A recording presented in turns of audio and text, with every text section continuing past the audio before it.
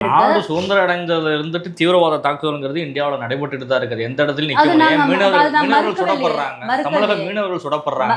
காங்கிரஸ் ஆட்சி காலத்திலும் நடக்குது, பாஜக ஆட்சி காலத்திலும் நடக்குது. எல்லா காலகட்டங்களிலும் அட்டாக் நடந்துட்டு தான் இருக்குது. மறுக்கவே இல்லை. ஒரு சுய அதிகாரத்திற்கான ஒரு மாநிலமாக அது மாறும் பொழுது நீண்ட நாட்களுக்கு பிறகு ஒரு டெரரிஸ்ட் அட்டாக் அந்த இடத்துல நடக்குதுன்னா, அந்த அமைதியை குலைக்கிறதுக்கான ஒரு முயற்சி நடக்குதுன்னா, இனிமேல் அரசாங்கம் விழிச்சுக்கணுமா இல்ல நடந்த விஷயத்தை வச்சு நாம ஒரு அரசியல் பண்ணணுமா? அங்க ஏன் நடக்குது? அங்கே நான் சொன்னல 3 லட்சம் செக்யூரிட்டி ஃபோர்ஸ் இருக்குது அப்படின்ட்டு. அப்போ அந்த செக்யூரிட்டி ஃபோர்ஸ் எங்கே போச்சு? அங்கே லேப்ஸ் எப்படி நடக்குது?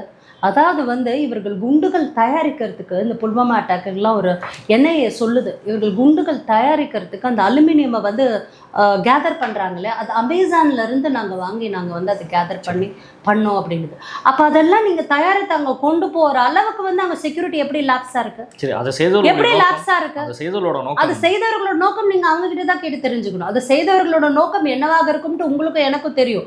பட் நம்மளோட நாட்டோட பாதுகாப்பை கருதி நம்ம அதெல்லாம் பேச வேண்டிய இடத்துல இல்லை, சூழ்நிலை இல்லை. பிகாஸ் அத நம்ம நாட்டோட பாதுகாப்பு அரசியல்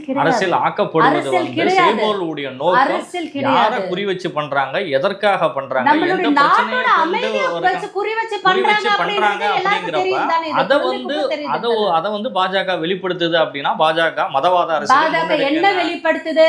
மதவாதத்தை வெளிப்படுத்துது. பாஜக நம்மளுடைய நாட்டோட அமைதிக்கு குலவு அப்படினு வெளிப்படுத்துதா?